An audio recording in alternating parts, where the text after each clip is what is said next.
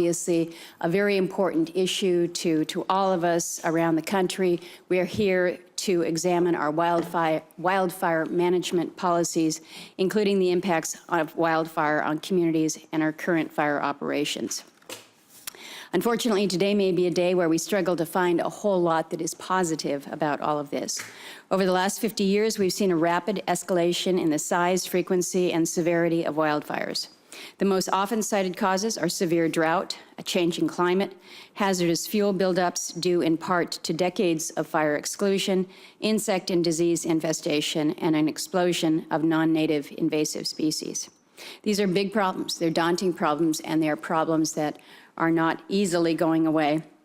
We've already seen the consequences unfold firsthand in my home state of Alaska. Last May, we had the Funny River fire, just about this time, actually, mid-May, burned through the Kenai National Wildlife Refuge. It spread smoke as far away as Fairbanks, more than 500 miles away.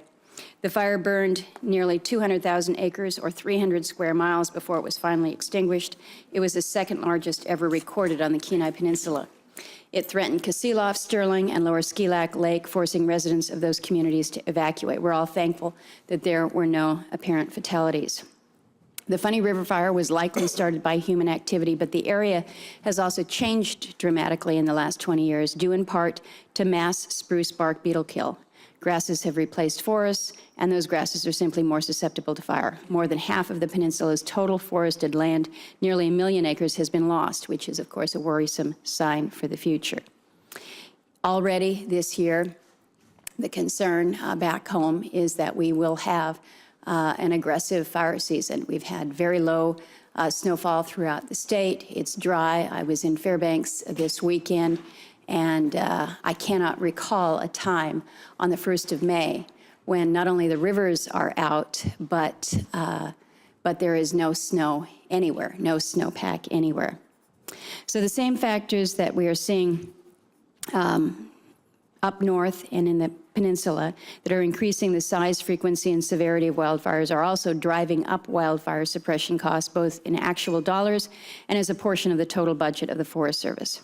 Beyond that, the expansion of the wild-urban interface, the WUI, and fire operation strategies and tactics can't be overlooked. According to a recent USDA Inspector General report, 50 to 95% of Forest Service suppression costs were attributable to the defense of private property, much of which is located in the wild-urban interface.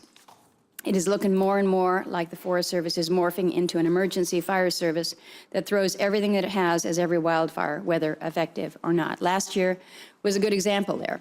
The Forest Service spent $200 million more on suppression than it spent on average over the last 10 years, despite there being less than half the number of fires, less than half the number of acres burned, and less than half the number of homes burned. We need to see a paradigm shift from fire control at all costs to actual fire management. So it's my hope that we can implement a wildfire policy that responsibly funds wildfire suppression needs, ends the unsustainable practice of fire borrowing, helps fire-wise our community, and makes the necessary investments in a full suite of fuel treatments. These will be my policy goals here in the committee. It won't be easy to achieve them, but if we do, I think we create fire-resilient landscapes in which wildfires can occur without such devastating consequences for our lands, our communities, and for our budgets. So I look forward to the testimony of our witnesses here this morning. Thank you all, and Senator Kent will now turn to you for your comments.